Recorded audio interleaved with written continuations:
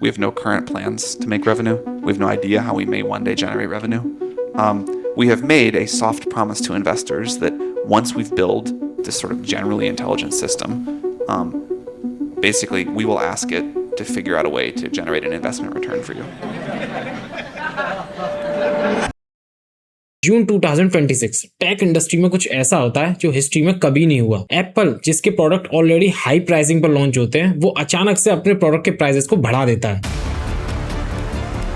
Apple said yesterday it is immediately raising prices on the products. The company says soaring memory chip prices are driving up costs, and the AI boom is a major factor behind the surge. The AI trade is leading to real near-term inflation. No new chip, no new design, no new product launch. They just raised the prices. And the reason was simple. AI bubble. Internet bubble.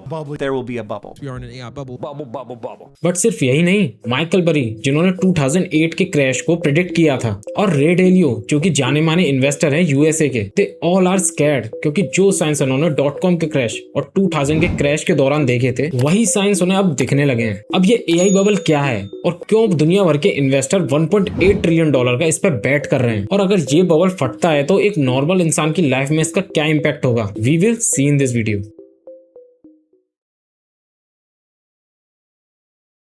Let's start with Apple, जिसने अपने product के prices अचानक से बढ़ा दिए। जब उनसे इसका रीजन पूछा गया, देन दे आंसर्ड कि उन्होंने आज तक किसी भी इलेक्ट्रॉनिक कंपोनेंट के प्राइसेस इतनी तेजी से बढ़ते हुए नहीं देखे हैं, and that component was memory. To be specific, two type of memory chips, DRAM and HBM, जो कि हर लैपटॉप, हर आईपैड और हर तरीके के फोन में यूज होते हैं। लेकिन प्रॉब्लम ये थी कि इन्हीं चिप्स का यूज AI सर्वर में भी होता है, जिसकी वजह से डिमांड एक्सपोनेंशियली बढ़ी है। अब ये सब सुनकर तुम्हारे मन में भी यही आ रहा होगा कि अगर डिमांड बढ़ी है तो सप्लाई भी बढ़ा दो, and you are not wrong. But the problem is, chip manufacturing को पूरे वर्ल्ड में सिर्फ 2 ही कंपनीज कंट्रोल करती हैं, and they are working on their full potential. But demand इतनी तेजी से बढ़ रही है कि टाइम के साथ साथ कैचअप करना इम्पॉसिबल सा होता जा रहा है। क्योंकि 2020 में जब ChatGPT एग्जिस्ट भी नहीं करता था, तब मेटा, माइक्रोसॉफ्ट, गूगल, अमेज़न, इन सारे जायंट्स ने मिलकर 90 बिलियन का स्पेंड किया था data centres, chips and other related infrastructure पे। इन 2023 ये फिगर बढ़ के $147 बिलियन हो जाती है, और उसके बाद 2025 में ये फिगर $410 बिलियन तक पहुंच जाती है। And you will be shocked to no,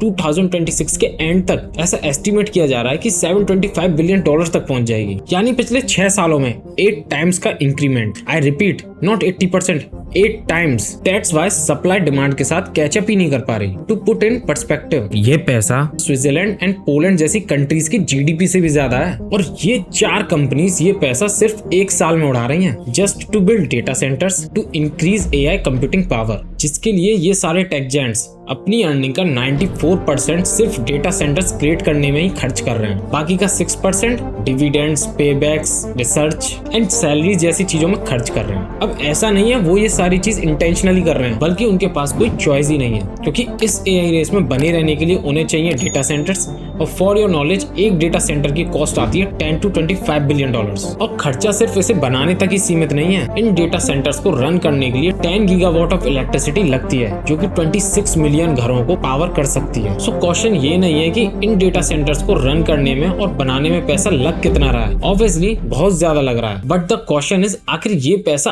आ कहां से रहा है। अब हमने ये तो देख लिया कि AI कंपनीज काफी ज्यादा कैश बर्न कर रही हैं, but who is actually paying for it? क्योंकि अगर तुम सोच रहे हो ये तो सारी $1 ट्रिलियन कंपनीज हैं, इनके आगे 700 बिलियन क्या ही है, देन यू आर रॉन्ग। क्योंकि हाँ, ये सारी $1 ट्रिलियन कंपनीज तो हैं, but if we talk about cash, तो इनके पास वो लिमिटेड ही है। So again the question arises, who is actually paying for them? And the answer will shock you. They are paying themselves. Let's see one by one how. First, Nvidia and OpenAI, जिसमें से Nvidia ने decide किया $100 billion की investment करने का OpenAI में, but on one condition, OpenAI को Nvidia की ही चिप्स खरीदनी पड़ेंगी for AI computing. Second, OpenAI and Oracle, जिसमें से OpenAI ने डिसाइड किया है Oracle के साथ $300 बिलियन की डील साइन करने का, जिस डील में OpenAI क्लाउड इंफ्रास्ट्रक्चर यूज करेगा Oracle का।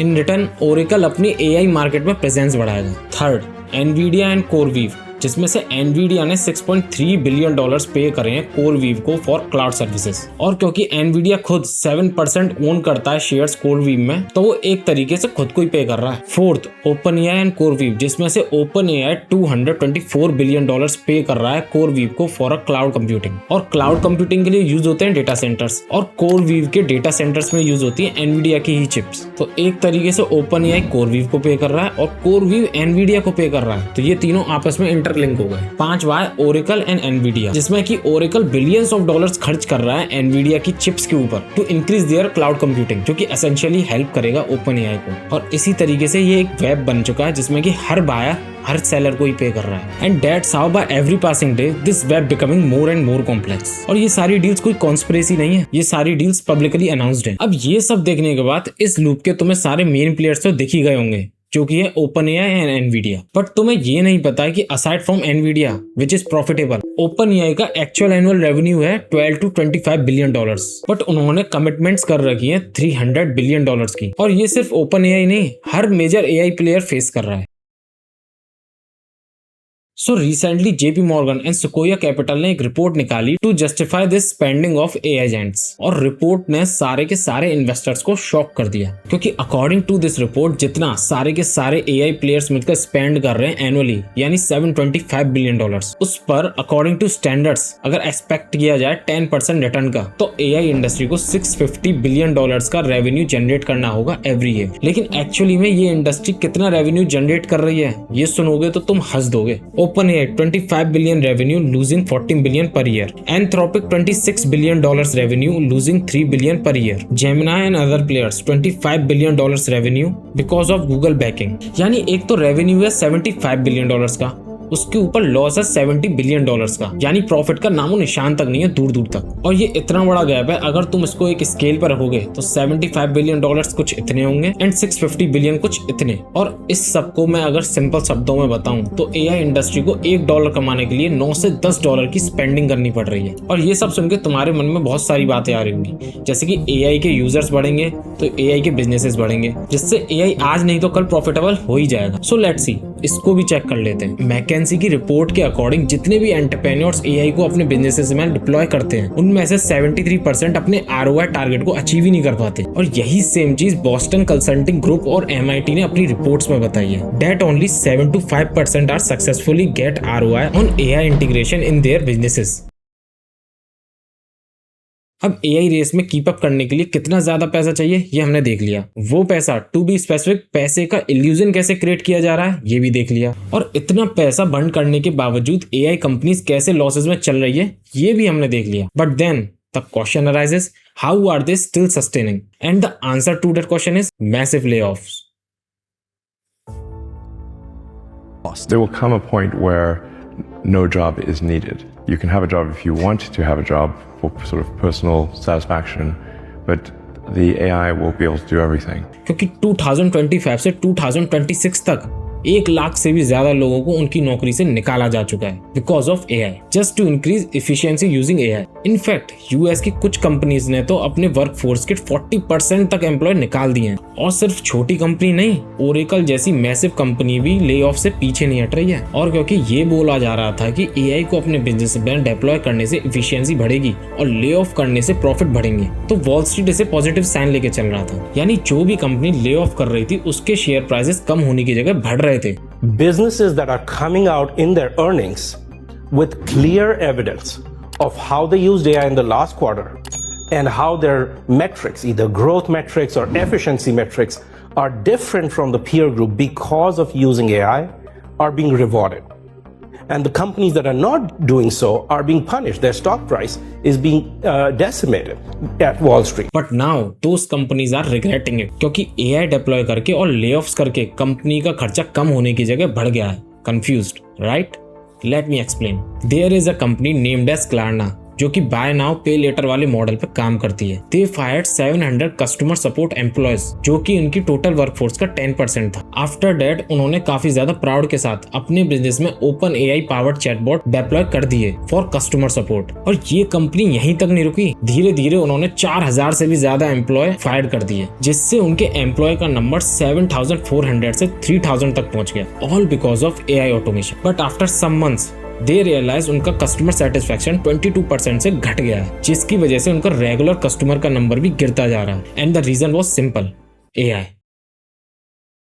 क्योंकि एआई चैटबॉट छोटे मोटे क्वेश्चंस और क्वेरीज का आंसर तो दे देता था, but when the interaction becomes complicated तो बार बार घूम फिर के एआई वही सेम आंसर रिपीट कर देता था। इट्स लाइक जब तुम चैट जीपीटी से कुछ भी क्रिएट करने के लिए बोलते हो तो वो क्रिएट तो कर देता है, बट जब तुम अपने अकॉर्डिंग कुछ भी चेंजेस करने की बोलते हो तो वो सेम मिस्टेक को बार बार रिपीट करता है। वही फ्रस्ट्रेशन क्लारना के कस्टमर्स को फील होता था। और सबसे बड़ी मजाक की बात तो तब होती है जिन कंपनीज ने बिना सोचे समझे अपने एम्प्लॉयर्स को फायर कर दिया था, उनमें से 35% कंपनीज उसी पोस्ट के लिए लोगों को फिर से हायर करना शुरू कर देती। सो इन शॉर्ट हुआ यह है that they fired humans, paid AI for their work, AI failed on which they lost money and now they are rehiring, जिसमें अगेन उन्हें पैसा लगाना पड़ रहा है और इसके ऊपर से बेइज्जती हुई वो अलग। और एआई की वजह से होने वाले ले ऑफ से कस्टमर सेटिस्फेक्शन जैसी छोटी मोटी प्रॉब्लम्स क्रिएट नहीं होती हैं, बल्कि if we see the bigger picture then you will realize nation की पूरी इकोनॉमी भी इससे कोलैप्स हो सकती है। Shocked right? But this is true, क्योंकि जब कई सारी कंपनीज अपने एम्प्लॉय को फायर करती रहेंगी टू फंड एआई इंफ्रास्ट्रक्चर तो लोगों को सैलरी नहीं मिलेगी, सैलरी नहीं मिलेगी तो लोगों के पास पैसा नहीं होगा, और अगर पैसा ही नहीं होगा तो एआई से क्रिएट होने वाली सर्विसेज और प्रोडक्ट को लेगा कौन? इसलिए काफी सारे एक्सपर्ट्स का मानना है कि no doubt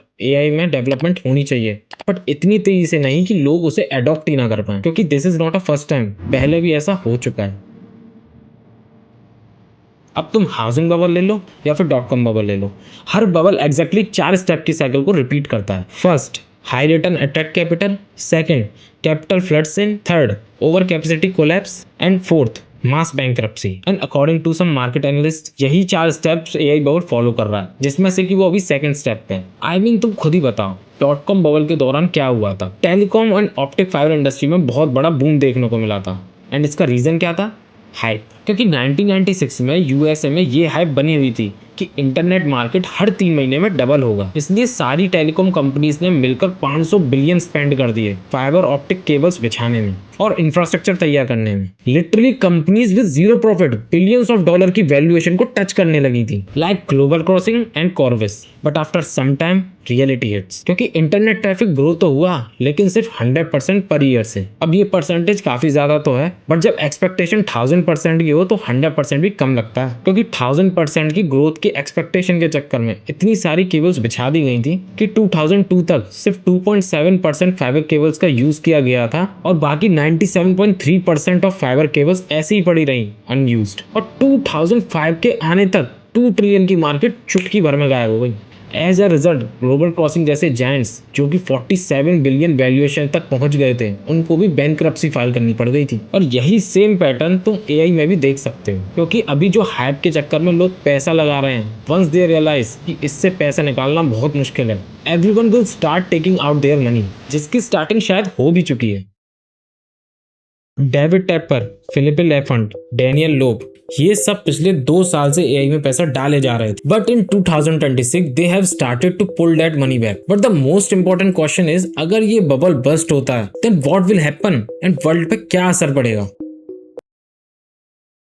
so according to market analyst इस बबल के बस्ट होने के 2 सिनेरियोज हो सकते हैं। फर्स्ट, द फास्ट वन, यानी telecom style crash. Second, the slow bleed, जिसके लिए माइकल बरी वॉर्न कर रहे हैं, जिसमें से पहले सिनेरियो में तो इन्वेस्टर एक लिमिट तक ही इन्वेस्ट करेंगे एआई इंडस्ट्री में, बट वंस दे रियलाइज कि इसमें तो सारा पैसा बर्न नहीं होता जा रहा है, then they will start pull their money back and market will eventually crash. So इस केस में इट डिपेंड्स कि market and investor AI industry को लेके क्या फील करते हैं। Now comes second scenario which is most brutal, जिसमें सिर्फ एक दिक्कत नहीं है, काफी सारी दिक्कतें हैं, जिससे मार्केट का बुरा हाल होने वाला है, जिसमें से कुछ दिक्कतें तो काफी सारे लोग देख भी सकते हैं, जो कि है बिलियन ऑफ डॉलर का debt, overrated valuation and losses. लेकिन कुछ चीजें ऐसी भी हैं जो कि दिखाई नहीं दे रही, but these problem are so big कि इसके चलते ये पूरी की पूरी इंडस्ट्री ढह सकती है। लाइक सर्वर फार्म्स के प्रोजेक्ट की कंस्ट्रक्शन रुक जाना, जिस वजह से नए जीपीओस का रोल आउट ना होना, जिस वजह से उनका पड़े पड़े डैमेज हो जाना, जिसकी वजह से as a result billion of dollars की डील्स में रुकावट आ जाना। जिसकी वजह से होगा ये कि जो मैंने तुम्हें वेब ऑफ डील शो करी थी ना,